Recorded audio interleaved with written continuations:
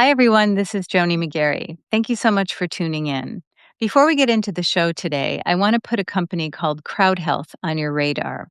Crowd Health is a crowdfunding platform that is an alternative to health insurance. If you're buying health insurance in the marketplace and you're struggling with the ridiculously high premiums and the sky high deductibles, or if you just don't any longer want to participate in a corrupt, bloated, inefficient, overly expensive system that doesn't care about you or about your health, Crowd Health may be an alternative for you. I recently broke up with health insurance and joined Crowd Health. I read all the fine print, and for me, it was the right choice. They are not for everyone. They only take people under 65, and you have to be a relatively healthy person to become a member. What they are, again, is not health insurance, but it's a platform and a community that empowers a member with crowdfunding tools to pay for their medical bills. And they also provide a wealth of other resources to efficiently manage your healthcare costs. They will even negotiate bills on your behalf. Their track record is superb. They're highly recommended and rated by their members. And over the last almost 5 years since they were founded, 99.9% of all expenses that members submitted to the group for funding were funded. Compare and contrast this with insurance claims. One of five are denied of in network claims, and one in three are denied if they are out of network. So Crowd Health has a very good track record in comparison. Again, it's not for everyone, but it could be right for you. So check it out using the link in the show notes or use my code Joni, and receive a discount on your first 3 months of membership. I get a referral fee, which I will be donating completely to charity. Mostly I'm motivated, though, just to spread the word on this disruptive force for good that Crowd Health is. I feel very good about being able to be part of a resistance to an institution that is no longer working, that seems to hold everyone captive. This provides a way out that feels responsible and right to me. Crowd Health really seems to love their members. I'm very excited to be one of them. So, again, check it out, see if it's for you, and open your mind to something that might really work well for you. Okay, so now let's get to the show. Today I'm speaking with Dr. Mary Kelly Sutton. She's an integrative health physician who's been practicing since the early 70s. She believes strongly in the autonomy of the physician patient relationship. That is, that a doctor should be listening to, evaluating, and treating the patient in front of him or her without outside pressure. She's never had a patient complain about her. And indeed, she's beloved by her patients who consider her an extraordinary doctor and healer. And based on my exchange with her, I can see why that would be. In 2015 and 16, Dr. Sutton wrote 8 medical vaccine exemptions for California patients. She did so in compliance of the recently passed California SB 277, which allowed for strong freedom of doctors to exercise professional judgment regarding a reason for a vaccine exemption. And she granted those exemptions based on her careful evaluation of patient history and family history. SB 277 also eliminated non medical, think philosophical or religious exemptions for vaccines in the state of California. Dr. Sutton subsequently had her license revoked by the California Medical Board. That happened on December 8th, 2021, and she had that license revoked for writing the 2015 and 16 exemptions, even again, though she had written them in accordance with the law at that time. She was living then and practicing in Massachusetts. On December 20th, 2021, a few weeks after her license was revoked in California, the Massachusetts board filed a complaint against her, acting in reciprocal discipline, which basically was rubber stamping the decision of the out-of-state California board. She subsequently had her Massachusetts license revoked, even though that the case in California was improperly decided and that there was no similar law in Massachusetts to the one that prompted California to act. Dr. Sutton and I talk about these cases and much more in this episode. Her approach to medicine is exemplary, and her philosophy about healing and living is an inspiration. I was really moved by our conversation, and I think you'll really enjoy it. So, without further delay, let's bring Dr. Sutton into the show. Dr. Sutton, I'd like to welcome you to the show. Thank you so much for joining me. Thank you. I'm happy to be here. I am very keen to tell your story. I know one of your patients, or former patients, I'm not really sure, but she's a good friend of mine, and she has long talked about what an incredible physician you are and how much she values your patient care and your individual attention to the person in front of you. Um, and so that's how you came to my attention. So I was really glad to be able to connect with you. I wanna tell the story of what happened to you, which really began, like, in 2015, perhaps before that, when you wrote some vaccine exemptions for patients in California. I don't wanna tell your story or get too much into it, but if you can give us some background on what happened and then tell us, what happened to you as a result of that. Thank you. In 2011, California began closing down on parental rights to choose what vaccines for school their children would get. And 2011, a bill was passed that said if a parent wanted a personal belief exemption, they had to go to the doctor to be educated, and the doctor had to sign the form. So that put doctors in the middle of a philosophic thing that we are not trained for. And then the next step was 2015, and SB 277 was passed in spite of a huge outpouring of public protest.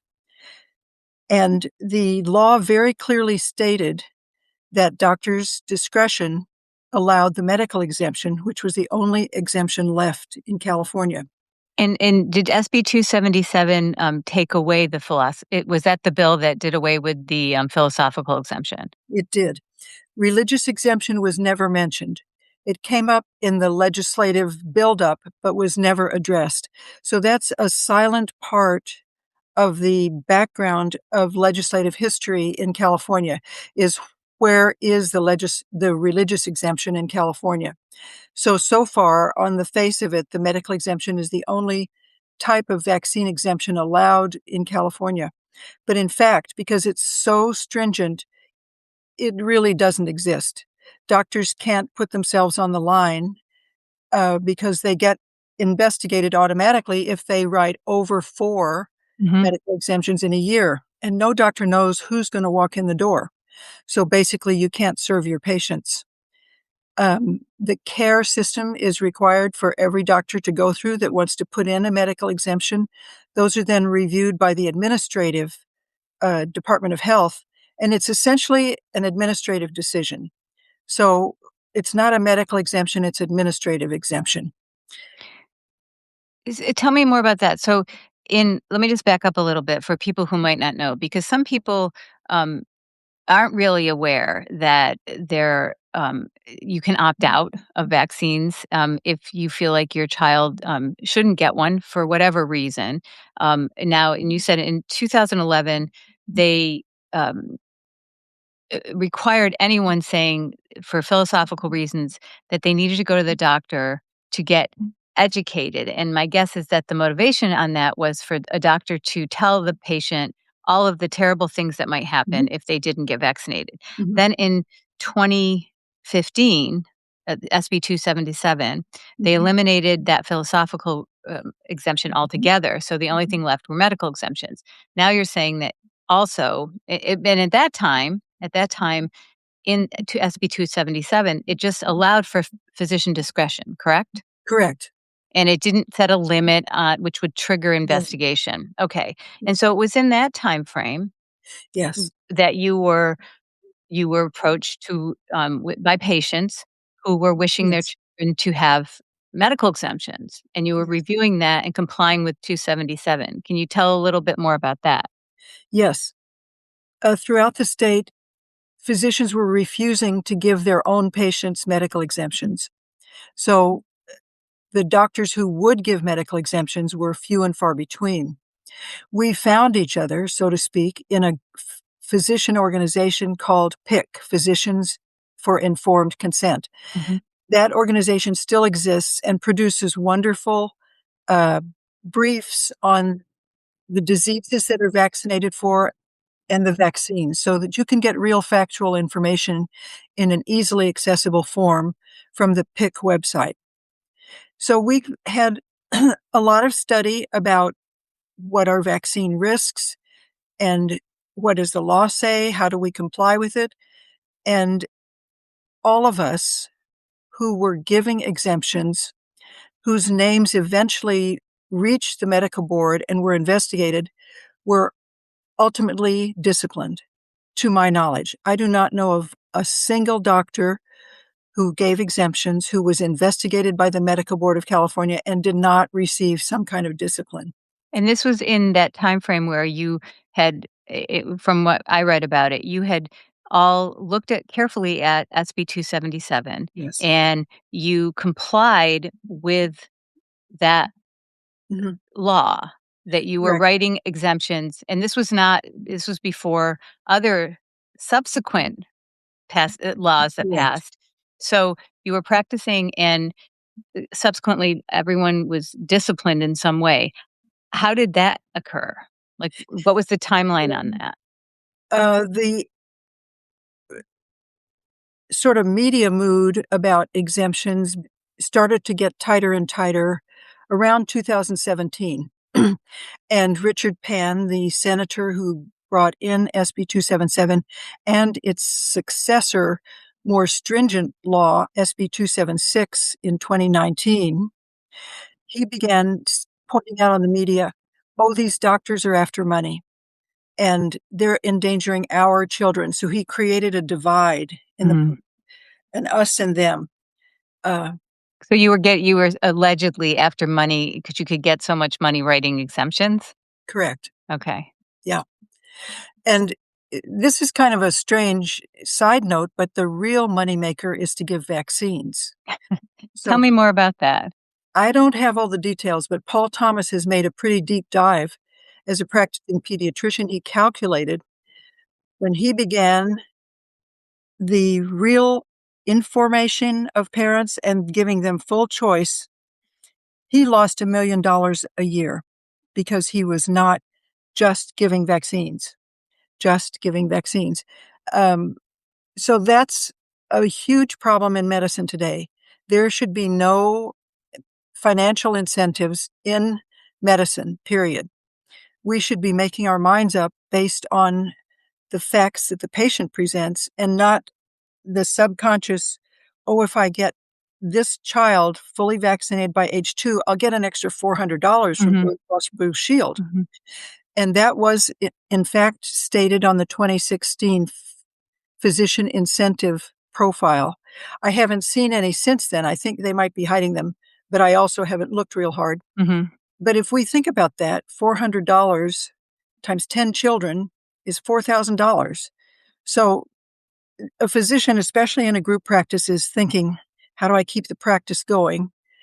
And the requirement to get that $400 is not just that single individual, because you only get that amount of money if your whole practice is at a certain level, like mhm, 3% on target for mhm. vaccinations. Yeah, So so that that's a shouldn't, captured situation. yes. So going back to the exemptions that you wrote in 2015 to 2016, Mhm. it wasn't a huge number of patients, and it sounded to me, and you tell me, that these families came to you with what seemed to me very legitimate concerns for the health of their child based on the child's history and the family history. Both. Exactly. And that's precisely what Senator Pan in the legislative discussion had said was allowed. In But 277, SB in 277, yes. 277, yes.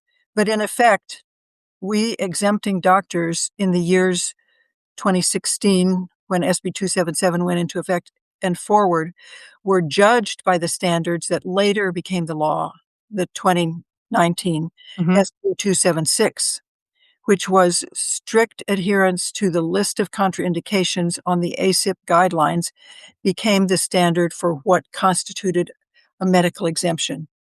And for those listening who may not know, what is ASIP?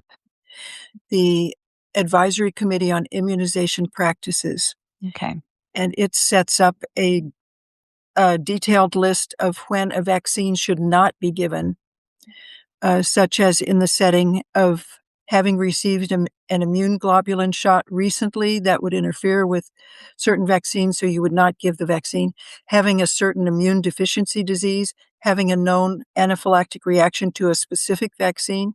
Mhm. So, this list of contraindications was not designed to be the basis of exemptions, but it was used for that in the minds of the Medical Board of California. So they limited the type of exemptions to that list in 2019. And Correct. it's interesting to note that that was when you were not brought up to for discipline or whatever you would call it until that time. Is that Correct. correct? I was being investigated from very early on and didn't know it, probably 2016. And what do you think triggered that investigation? It doesn't sound like it was patient complaints or that anyone No, was injured by your no. care. There were no patient complaints. There were no patient injuries. The complaints against me came from the public health department staff and officials.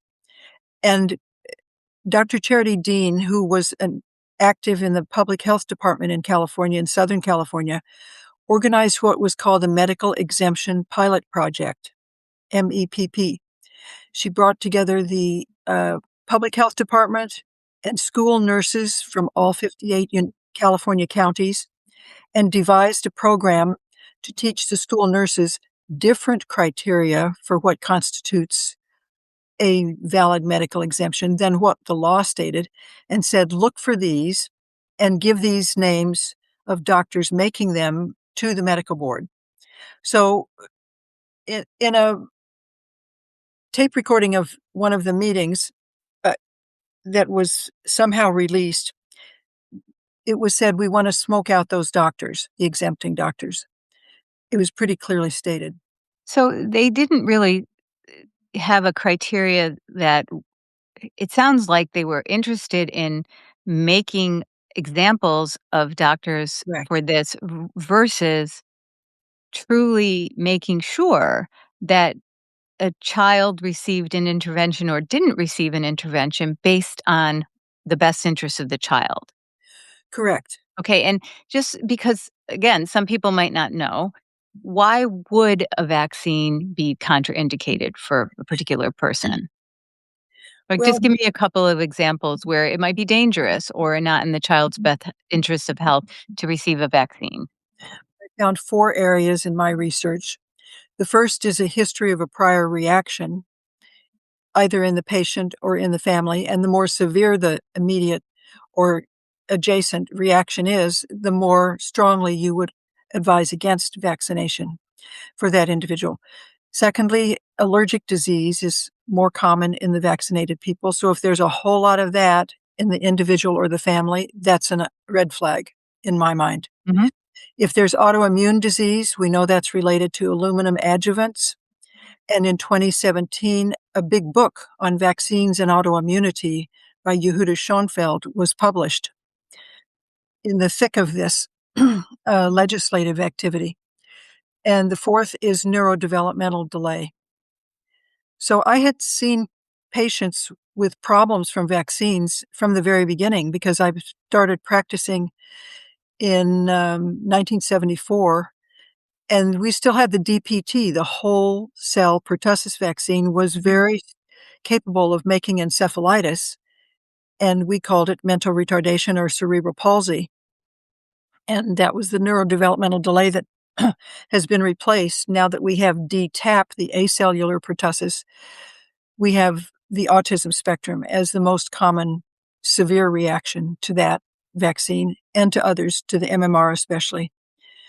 So I looked for those 4 areas of risk and documented those in the forms that I developed to take a history from parents requesting vaccines for their children.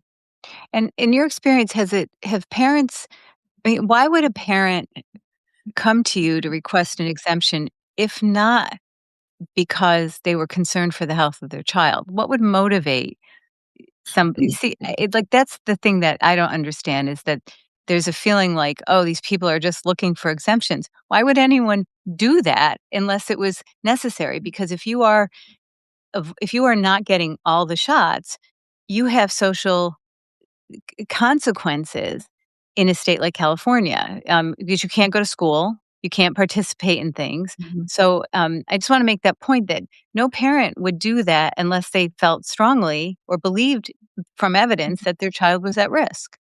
That's correct. And Senator Pan kind of presented the fact that these parents don't hold beliefs very deeply. They're just, if we just push them a little bit, they'll go ahead and vaccinate the children.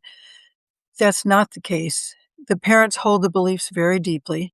There was a very large Slavic Ukrainian community in Sacramento. Those parents are extremely protective of their children from medical interventions, period, whether it's Hmm. vaccines or other things.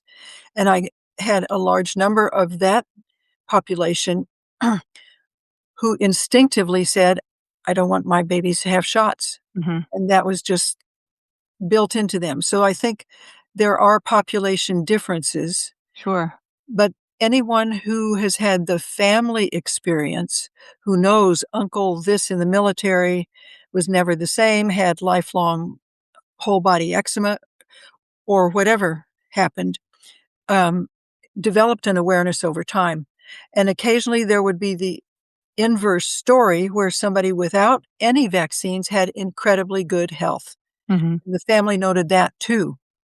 So the family it was the carrier of the history, and it's in the history of the person and the family that the real crux of the medical matter is found. And so it was always with a detailed history that I made that decision Hmm. to give an exemption or not. Well, I think it comes down to informed consent and personal choice. And the counter argument, which was probably, well, I don't know what drives people to want to tyrannically make sure that other people do exactly what they want them to do. But Mhm. the counter argument would be that this makes the whole population unsafe. It's Yes. everyone, there has to be a certain percentage of people taking the vaccine to develop herd immunity. Mhm. Um, I don't know enough about that to argue it, but it would Mhm. seem to me that if your shot works so well, Mhm. that whether I have it or not makes no difference. Um, can you talk a little bit about that and Mhm. whether that argument is valid or flawed? So the concept herd immunity came from the observation of measles disease, that when a certain amount of the population had measles itself, then there weren't the rolling breakouts. But that is different for the measles disease than for the measles shot because there's primary failure of the shot, secondary failure, a variety of ways that the measles vaccine simply doesn't work. It doesn't give the long-term measles antibody that the disease does. I had one woman who did childcare at age 67, and she needed to have a measles antibody because she had measles at age 2, and there it was in Mhm. very high amount 65 years later. So It's pretty durable. it's very durable. We also have overlooked the benefits of the childhood diseases. Yeah, talk more about that because that interests me greatly. I've heard a lot about that recently. I think that immunology is coming around to recognizing that early exposure to benign germs has value. It's an exercise class. We get strong. Mhm. And so when we meet what we called in the old days UCHD, that was part of our history taking, usual childhood diseases, mumps, measles, chickenpox. Those diseases activate the immune system. We get fever. We get an expression of inflammation on the body with some kind of rash. There's cough. And that immune activation at a young age um, gives later in life less cancer, less heart disease, less stroke. And there are specifics about it. There's if you have mumps, you have less ovarian cancer. And I can't give you all those Mhm. details, but it's there and it's a very fruitful area for research, which we should try to understand better. And we haven't. To really understand this pattern in nature that existed for so many years, why was it there? And that would be wonderful if science could direct itself towards some basic science questions instead of just, let's find a new molecule for a drug. Mhm.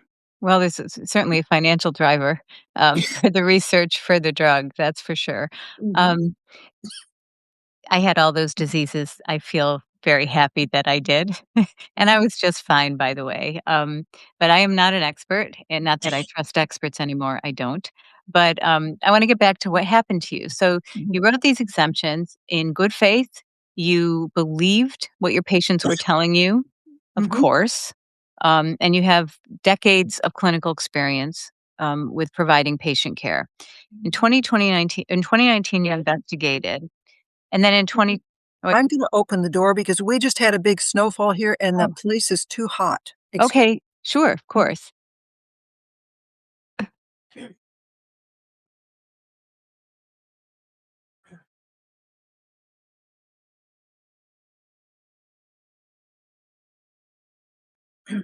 Thank you very much. Oh, you're welcome.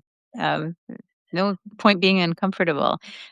So they investigated you in 2019, and it sounds like you were flagged through the school nurse Mhm, reporting program, which sounds to me like a violation of patient privacy. I don't know if it technically is, but it's nobody's business to have mhm, these administrators at the school level outing people like that. mhm. Um, and then in 2021, there was a hearing, and California revoked your medical license as a result. And it's at this point in time, you had medical licenses in other states as well, and in fact, you were not living in California at the time. You might have so if you wanna talk about that, they revoked your license, and then reciprocally, New York and Massachusetts rubber stamped that by and large. Correct. So talk about that and how that all came down. I was planning in 2020 and did move to Massachusetts to be grandma. So I Oh, had great. Yeah, it's wonderful. Yes. I got my license in Massachusetts. And 40 years prior, I had partway got activated a New York license, but decided not to go to New York to practice. So I did not know that the principle of reciprocal discipline existed, but within a year of my revocation of the California license, Massachusetts told me that my license was being investigated and could be disciplined. And by reciprocal, it means that one state just says, "Oh, somebody else has done this, and we're gonna just follow suit." Yes, and this applies to professional regulatory boards. So lawyers, doctors, maybe others as well. Mhm. And the assumption is if the legal proceeding is accurately and properly done in one state, then a second state doesn't have to go through the trouble of capturing this errant professional and dealing with them. They can just copy Mhm. what the other state did and maybe impose a different amount of discipline based on their own statutes and regulations. So California had imposed revocation because I was not willing to do probation. I would have had to maintain an office in California while I was living in Massachusetts, and it was just not logistically practical. So they said, well, then we have to revoke your license because you're too dangerous. And let's just go back a minute. They revoked your license again based on an application of of a law that had not even been in existence when you wrote your own exemptions, which was under SB 277, which were completely legal. And then they basically applied the later law to what you had done there, and it sounded like there was no reasoning with them about it. It seemed Correct. entirely unreasonable. That's a good summary. Yes. Yes. So in the Massachusetts, so in the point you just made that if the lawsuit or the investigation was properly done and Mhm. legitimate, then a reciprocal thing seems reasonable to me. Mhm. But one would think that it is incumbent on the board of Massachusetts to determine that that was indeed legitimate. Mhm. Um, And I think the other thing is how much of a threat am I to the state of Massachusetts? If I have billed insurance improperly, involved myself in sexual harassment or practicing while under the influence, those things are danger to Mhm. the population of any state. But if my crime, so to speak, is not anything that patients can identify because there was no patient complaints and there's no patient injury identified, but merely a bureaucratic objection, then this is a continuation of the bureaucratic objection and not patient protection. And that was, so when Massachusetts took up this discipline, were you allowed to, um, argue your case? Was there an reopening of the discussion of it that was fair and open? Essentially, no. They sent an initial letter out saying, say whatever you have to say. We're going to go through a process of stepwise investigation and we'll make a decision. But in fact, the because this is an administrative agency, it's not a full court. And so there isn't real um, requirements of them producing criteria that I need to meet. They just say, we have to hear from you. And whatever I say could be put down because I don't know what they're after. And there's no discovery at any point in California or Massachusetts in which I might ask the experts of the boards certain questions that would Mhm. expose what their level of knowledge really is or isn't. And these are the state medical boards, These are the and they state. are part of the state government. Because I read up on this. Yes, good for Okay. you. Yes. Yeah. So, they wanted to hear from you, then what happened? When it came time and I presented a lot of information, I did this independently, pro se, not with an attorney, but with the help of a friend who is an attorney. Mhm. They basically looked at all my presentations and said, well, we want a summary dismissal and we're going straight to a conclusion. And What does that mean, a summary dismissal straight to conclusion? no more discussion. So So no more nothing that can reach the public record. I mean, that's like, that's probably true, yes. yeah. I haven't asked for the records of my case from them, but I would imagine that's the case. Because essentially, they looked like they were going to listen, but they didn't. They didn't wanna hear. Mhm. And so they went for summary judgment, and then dismissed your arguments. Yes, and said, we have to discipline you," and even though we don't have a law in Massachusetts that it's illegal to write, uh, medical exemptions in the way that you wrote them, you might do that, and if we had a law, you would be a problem. Wow, that's a point that it never occurred to me. It's like totally apples to oranges. Speculative, yes. Yeah. But the point is, this is the powers that be, and they didn't want doctors writing medical exemptions, so they say whatever they wanna say Mhm, to turn it around to result in the revocation mhm. or some kind of discipline.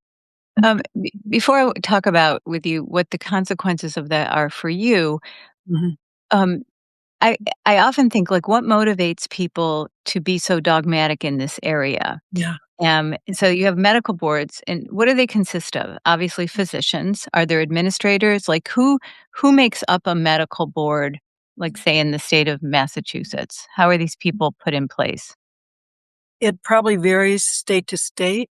I think some are come from the public, some come from governor appointees, and some may come from Department of Health connections, and some are attorneys, and some are, like paramedicals such as physical Mhm. therapists, and some would be physicians.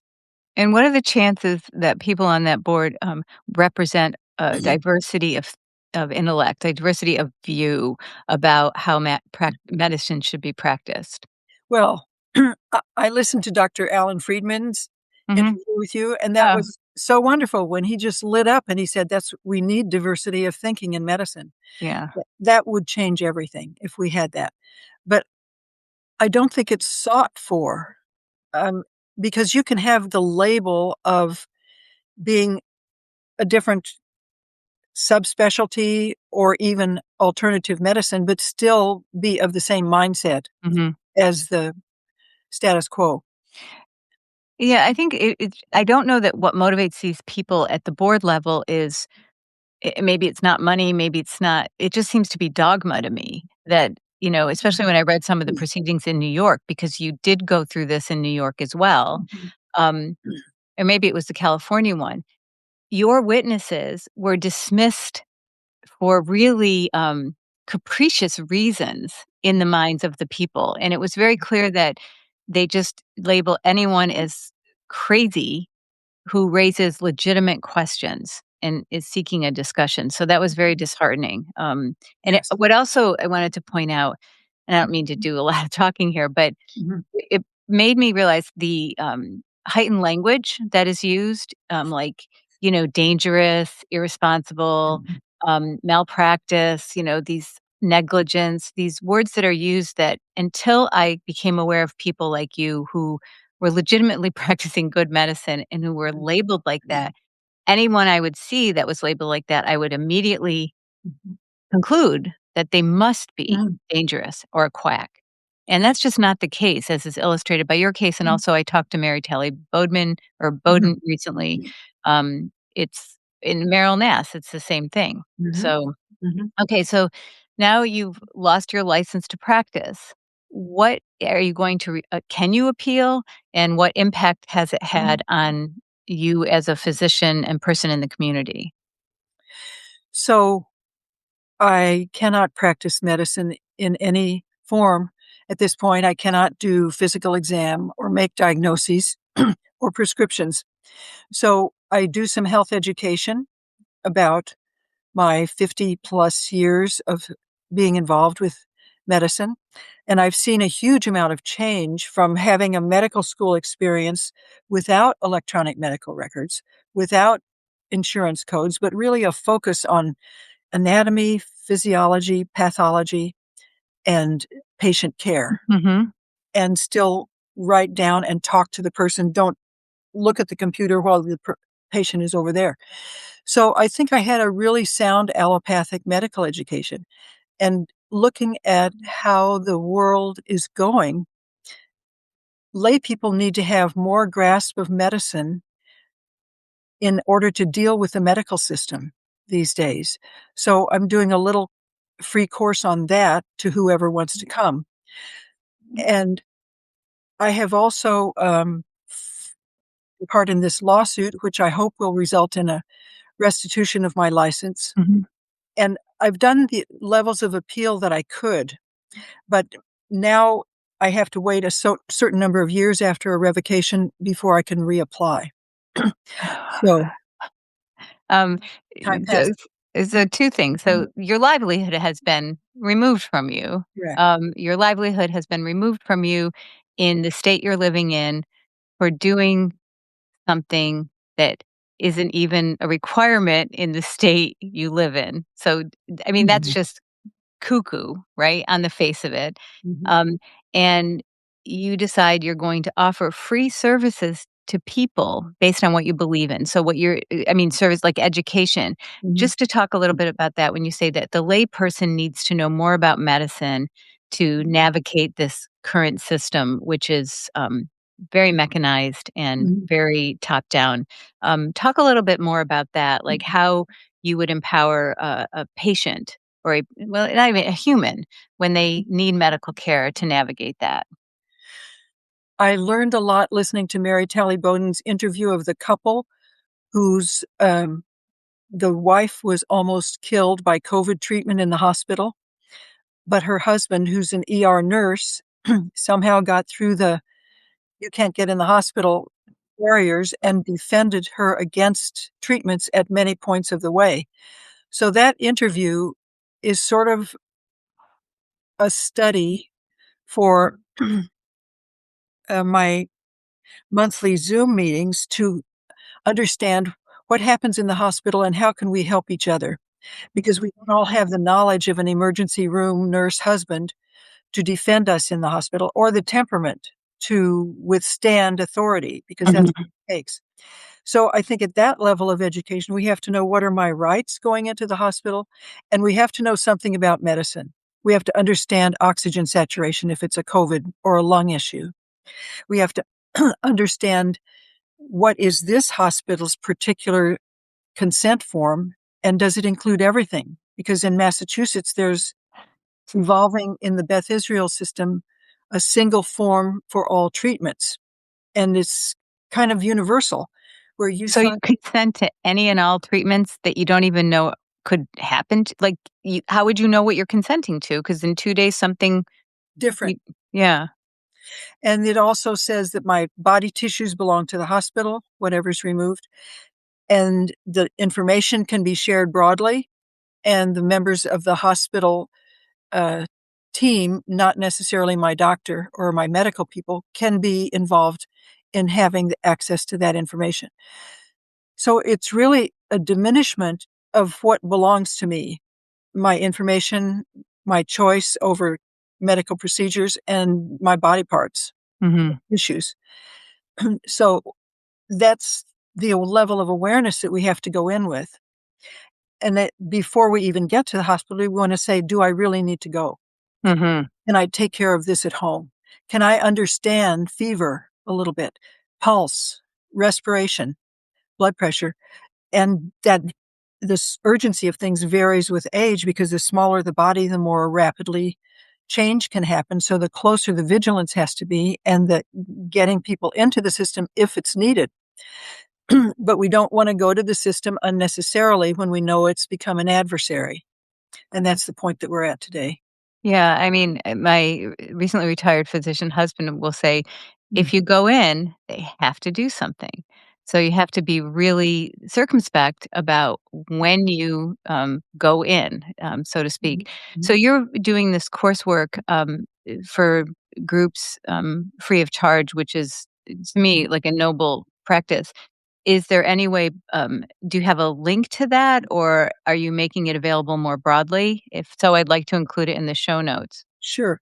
The course is pretty full now, but if anyone is interested, they could look at the website, drsutton.org, Okay, and sign up for it and express in detail the interest they have, and okay, I can put people on a waiting list. great. What Thank you. I've been fortunate to have the opportunity to study, Rudolf Steiner's approach to medicine, which was very gratifying because he said the core element needed to be a physician is the will to heal. And I think that's where the essence of medicine comes because it is intellectual. We want our A grades in medical school and all Mhm, of that. But we also want to know, how are you going to apply that intelligence?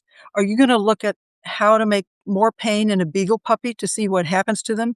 Or are you going to look at how to relieve suffering in a specific setting of a home and a person in their family and a certain disease context?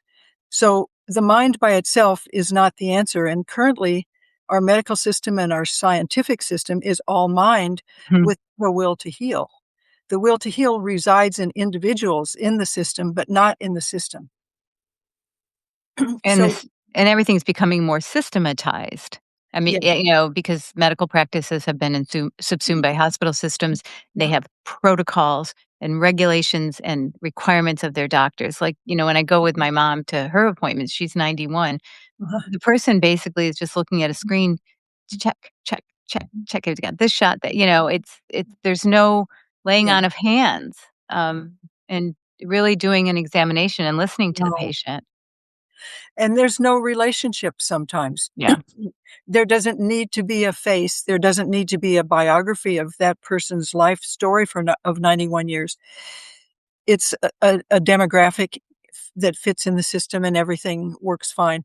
And we're kind of, when we see that, we say, well, we're going away from the human based medical encounter to the machine based medical Mhm. encounter, where we just have a robot.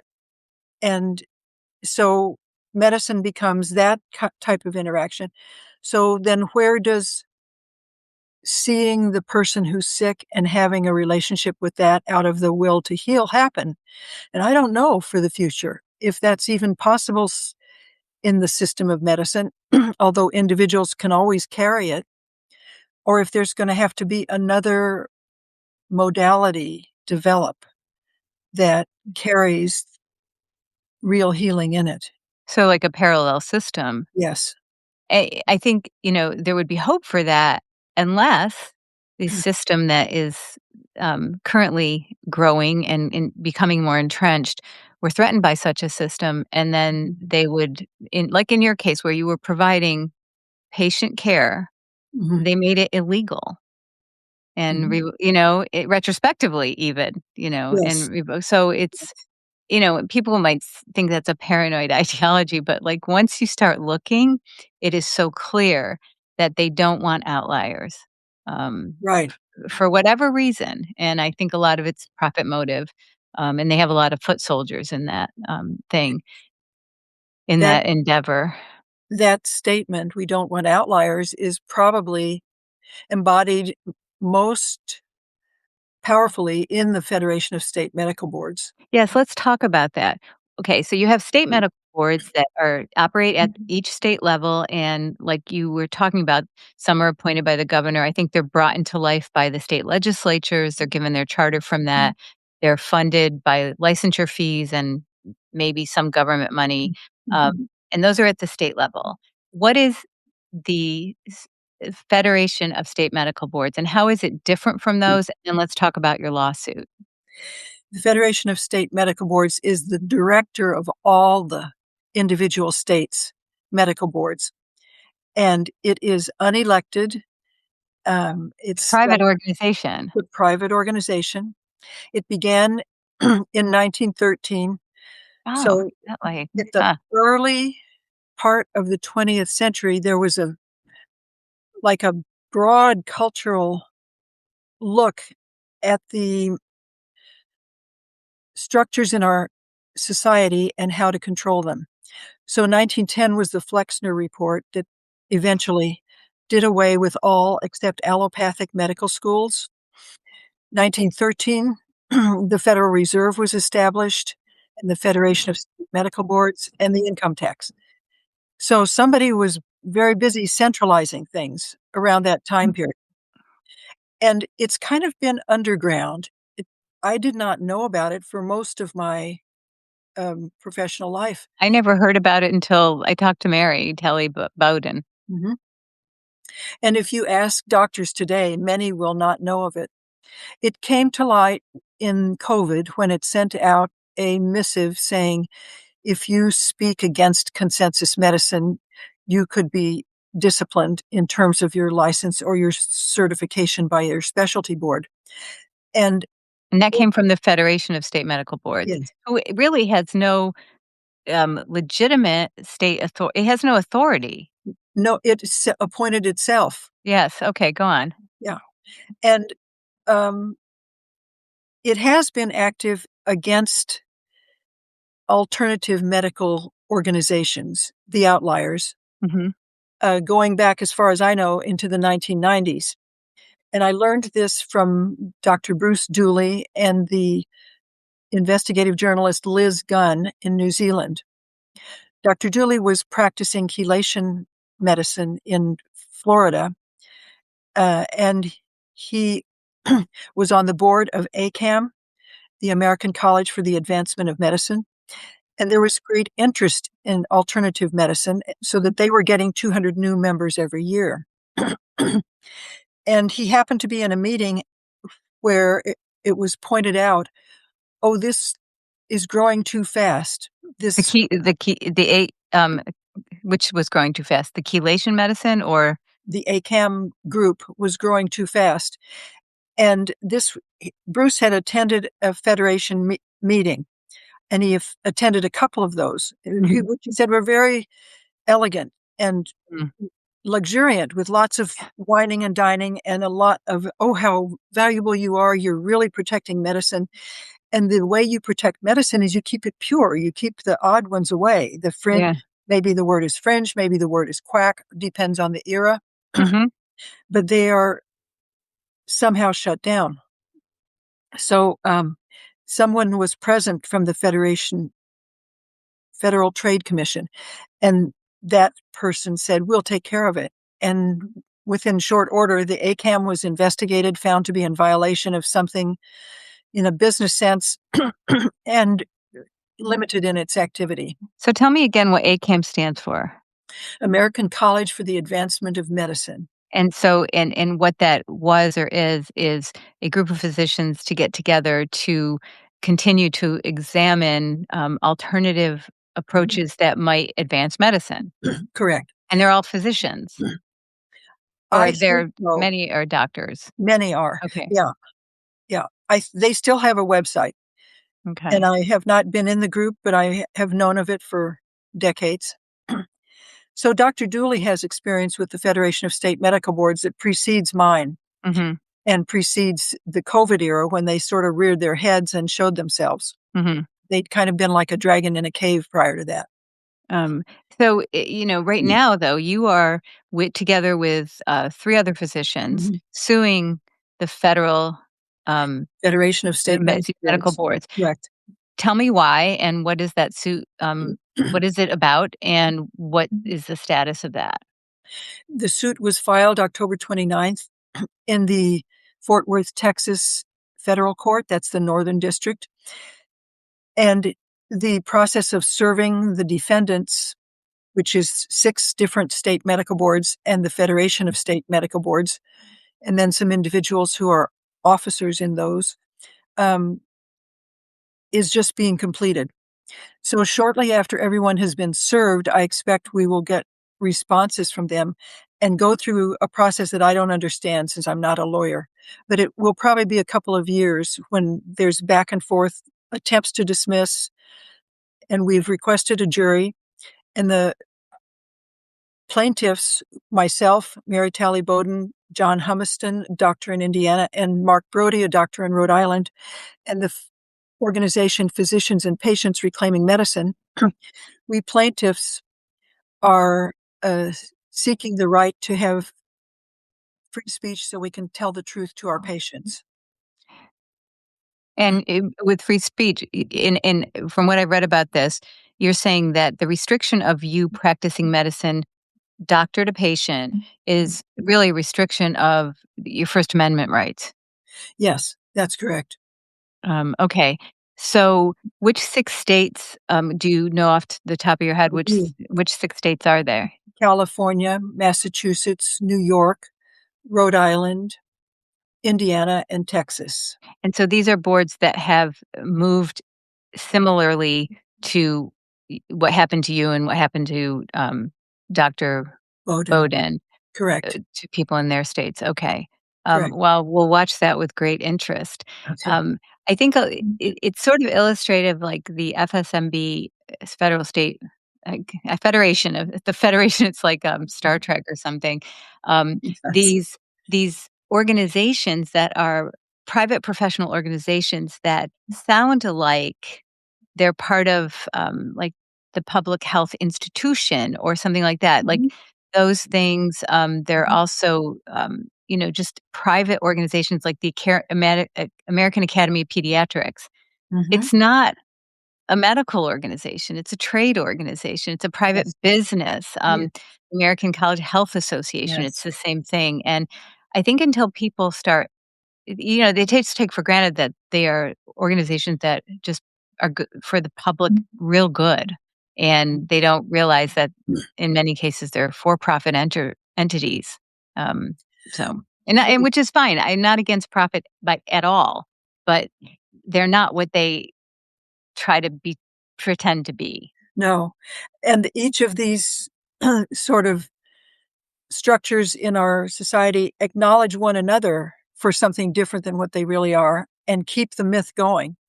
So the legislatures will look to the AMA or the AAP for an opinion, even though the membership of those organizations is far less than the majority of doctors or maybe even of pediatricians. Mhm.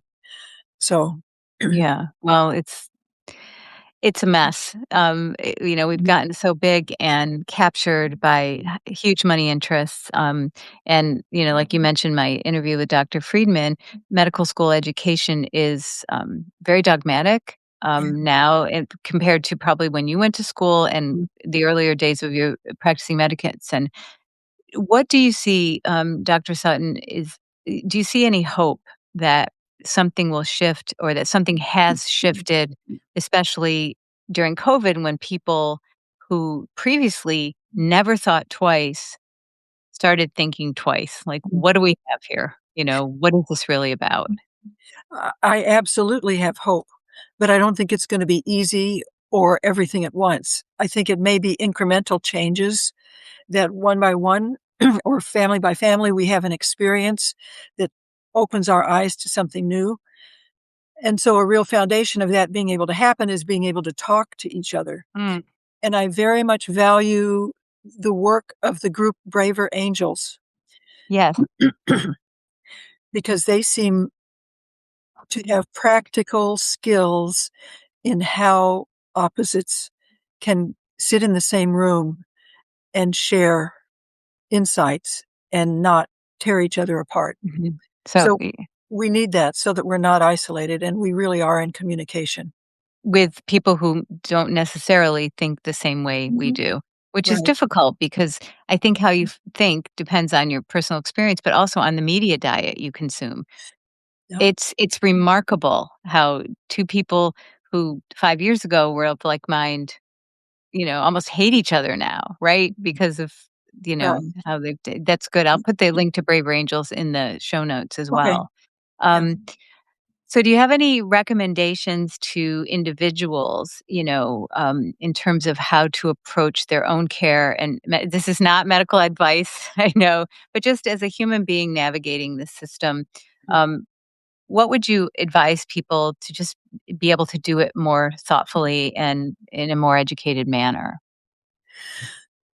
To have a sense of trust for the wisdom of the body, that it really is designed for resilience through all kinds of situations. And that's the foundation of what has brought us to this point in time. Medicine's pretty new in terms of human history as a profession. It's really the underlying human design that has gotten us this far for tens of thousands of years or whatever the right duration is.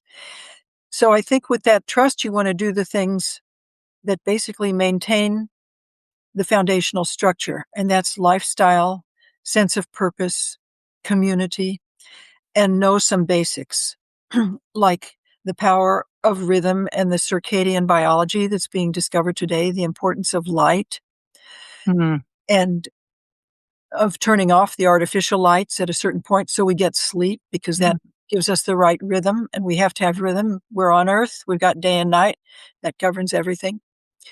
And we have rhythm in our foods as well, and that we have high quality foods because probably if we look back on this time, we're gonna be seen as an age of toxins. mhm, And we just have to, again, recognize that we sort of are in an adversarial position with something that we thought was just to be taken close and 100% trusted, the food system and mhm. the chemicals in, all of things, whether it's Everything. products, clothes, yes, the air, Uh, the water. it's really, if you think too much about it, it's just too terrifying, you It's know? too terrifying, and we can't be an activist on every Right. front, but we do need to have a voice in our local areas because that's where it matters the most, and in our families, and just an awareness. And it takes time to come to your voice. You have to get informed before you can speak. Mhm. So it's not overnight. Yeah. For you personally, what practices do you do? Because I always ask people Mhm. before we wrap up, what practices do you do to live a peaceful, meaningful life during the chaos, and especially after what you've been through, which is to be so unfairly treated by the system. And Mhm. I don't think that's a biased take. I think that anybody looking at the facts would see that. Mhm. And then you've been removed from providing actual care to people, which is just it's a tragedy. Mhm. Um, and then we have all this media being beamed at us. Mhm. Tell me what your practice is in terms of living, a life during this time of tumult. So now is much easier than, say, 5 years ago when I was going through what felt like a real attack. Yeah. But I do consistently carry a practice of silence and meditation and gratitude, and I'm involved in thinking and reading about more into history than I ever have because I'm realizing how much history is determined by false words instead of the truth. Mhm. So I try to find good sources online that are balanced. I like Alex Krainer, the Croatian man, Mhm. who is a investor and a political analyst. So he has Mhm. good things to say, and he's even-handed. He's very balanced in his presenting of opinions. Mhm. And I'm taking a course from IPAC on dystopian literature, and that's a real insight because it's a sort of way to look at how low can we go as human beings and what have artists had to say about characterizing that. And I at the end of the last book we read, Fahrenheit 451. Oh, boy. I reread that recently. Woof. Yeah. Go on. I'm sorry. At the No, end of that's the fine. He he talks about this incremental change and having the book inside yourself because you can't have a real book, it's gonna get burned. Mhm.